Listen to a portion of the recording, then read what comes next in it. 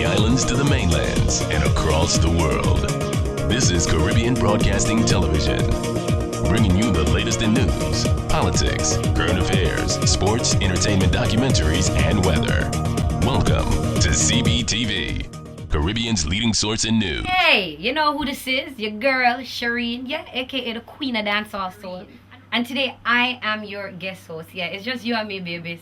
But before we do all of that, I want you to check out my music video, Happy Come Back. You know we're gonna have fun, because we're on CBTV, baby. 1, 2, 3. It's Cherine. Hold him, baby. Hold him, baby. Hold him, baby. Me say hold him, baby. Hold him, baby.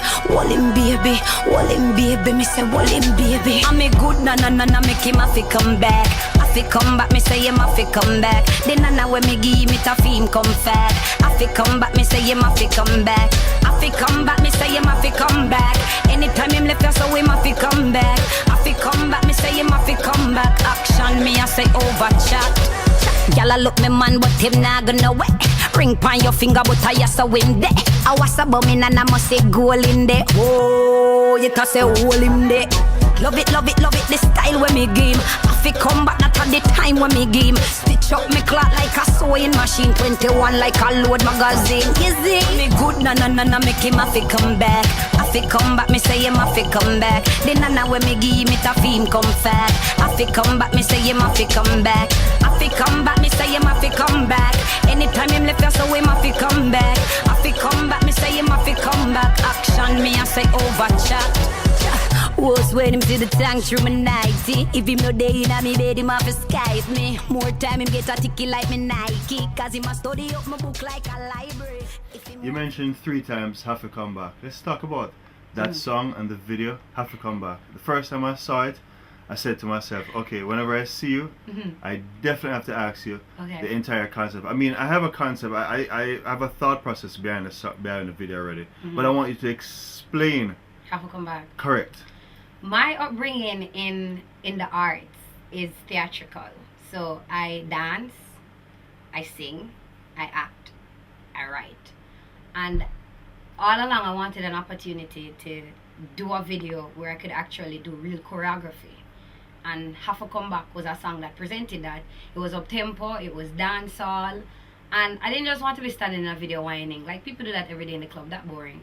I wanted to get street dancers as well as Christina Gonzalez, who did the choreography for the video, trained dancer, to come in and put me with two of Jamaica's best female dancers. Because she ended up dancing in the video. We had Kimiko Miller, and it was trying to keep up because it's not something that I do every day. But we wanted choreography that looked good, looked like how Jamaican women dance, but in a way that was very organized. You know, a lot of times we look at these North American videos and we see concepts and we see dancing and we see people doing this stuff, but I hadn't seen it in dancehall and not from women in Jamaica, not even from males in Jamaica. So we wanted to approach the video from that performance-based standpoint.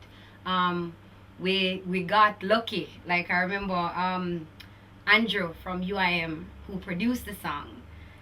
I think his family owned a hardware over in Spanish Town, and we were blessed to get that location to shoot. So we kind of just pulled in everybody. I had a very young producer.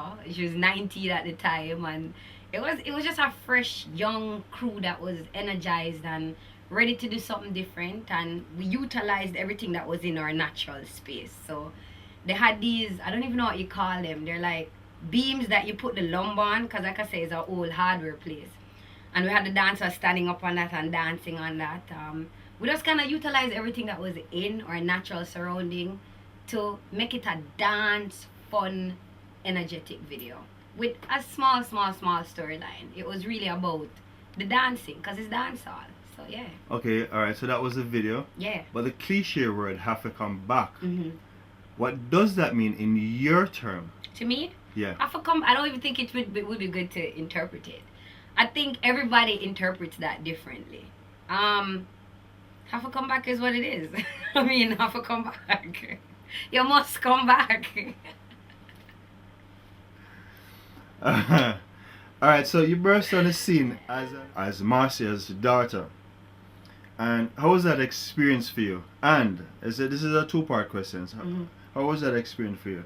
And the Cherine Anderson that we know now, if that movie role came to you, because you still look young, would you have gotten involved in that movie? And tell us if so and why. I'm going to address the first part of the question. How did I get in... What was the first part of the question? The first part is, you know, you burst on the scene as Macias Daughter. How was that experience for you? Okay. The experience was wonderful. At the time, I was in high school, and I was a part of ASHE, Caribbean Performing Arts Ensemble. So I was already touring as a singer. And seasoned. Well, I wouldn't say seasoned because I just started my training. But what I think the directors recognized was she's a naturally gifted singer, because they knew from then that I could sing. I was already doing theater, so I knew what that was about. But making a movie and doing theater are two different things. You know, in Jamaican theater, everybody tends to do this, and the eyes get big and everything is animated. I had to kind of have to unlearn that to the dancehall queen, because film, everything speaks so much louder that it's almost like you have to get inside of your head and inside of your body in order to play the character and make it work. So it was great working with people like Paul Campbell and Audrey Reed. I was like a sponge, just absorbing and learning everything, and it was great. Dancehall Queen, the experience was great. It really prepared me for this industry. Explain to me, in your words, right, you know, why these type of songs. I think it's interesting if you say you've listened to 10 or 15 songs and they've been provocative, because then I'd say, what was your source? Because if you go on my website, I think there's so much diversity in the music. With a song like Kingston State of Mind that came out very early in my career, I think that kind of set the precedence for, you know, this girl can write about socio-political issues and in a real way that resonates with people. We did China on Jamaica, which stayed on top of the New York reggae charts for such a long time and did so well. We have songs, and that's, you know, that's about celebrating who we are as Jamaican and being strong amidst all of the pressures and the struggles that we have. I think another song that really kind of hit home with people was How We Living. And that was about a girl who got pregnant for a Don, and the Don died before the baby was born, so she was left with the reality of being a single mom. You know, there's so many different songs, so, you know, to say most of them are sexual, I'd have to ask what was your source. But I know that it's so diverse in that these songs resonate with people because these songs hit.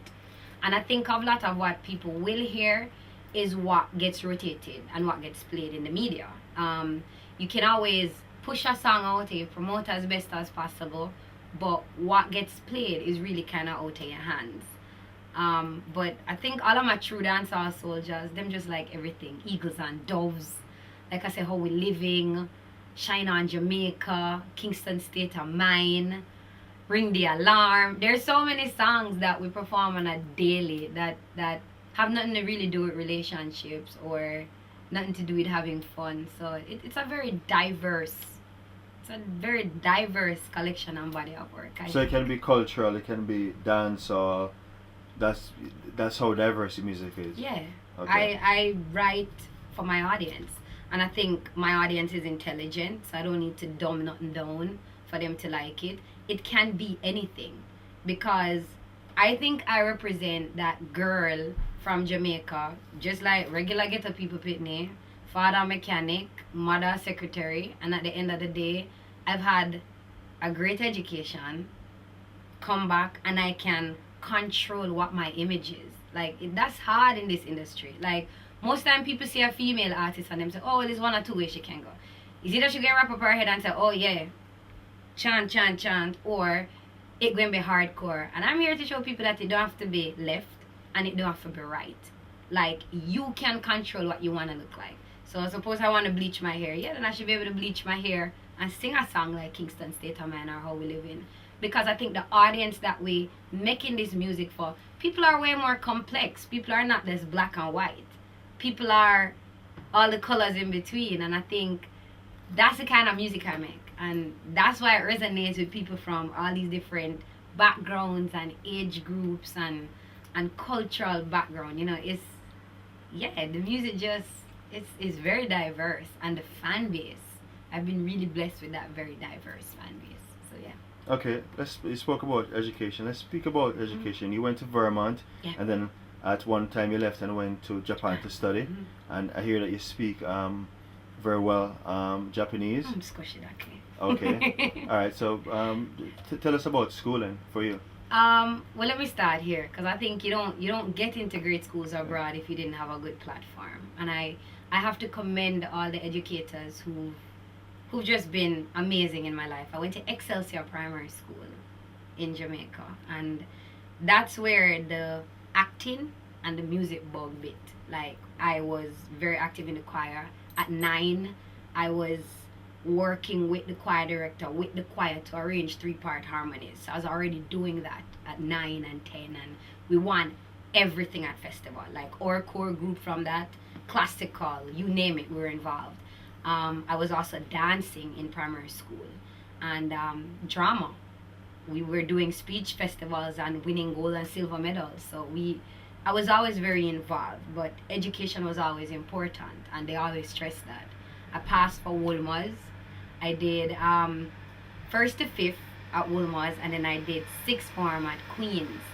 But I became a part of what you call it? It's a program for gifted students called AQUES, and I was lucky to get into Johns Hopkins University when I was still in high school here. So I got to do an intensive summer program. I studied logics and I did calculus. So this is before I even sat the A-levels. So when I applied to schools abroad, I got into 10 schools. Middlebury College being one of them, Spelman, and a bunch of others. I opted to go to Middlebury because they have one of the leading language programs in America, and I really wanted to study a language. Truth be told, I wanted to study Arabic, but that wasn't offered when I was there, so I took Japanese. And then somebody gave me the bright idea that I could have applied for a scholarship to go to Keio in my junior year, and I did, and I was successful. So I went to Keio and I studied Japanese language and literature.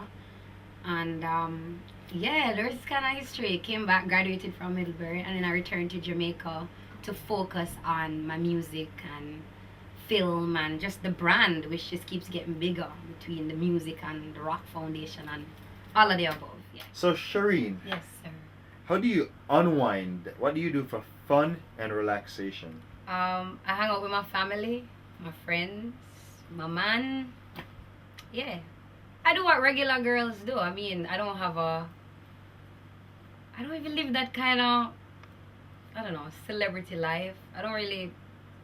My true friends aren't artists. Most of them can't sing a note. Yeah. All right. I really just hang with regular people. Yeah, it may be boring, but yeah, it keeps me out of trouble. Alright, Monopoly or Lodi? Monopoly. Yeah, I like money in Monopoly. I like the Monopoly thing, yeah. Okay. Makes sense. Ochi, spending time hanging out, or Montego Bay? Both. Alright, Portland. You know what? Portland. Portland is the spot. Truth be told. Okay. It was absolutely great speaking with you on this interview, and much success on your career. Thank you very much, and yeah, keep your eyes out. We're working on that album, and it drops this year, and all I have to say is it is fire. CherineTV.com. That's where everything is. Yeah. Me say him a fi come back. The nana when me give me ta fame come fat. I fi come back, me say him a fi come back. I fi come back, me say him a fi come back. Anytime him left us, so him a fi come back. I fi come back, me say him a fi come back. Action me I say over chat. I'm a good nana make him a fi come back. I fi come back, me say him a fi come back. The nana when me give me ta fame come fat. I fi come back, me say him a fi come back. I fi come back, me say him a fi come back. Anytime him left us, so him a fi come back. I fi come back, me say him a fi come back. Action me I say over chat.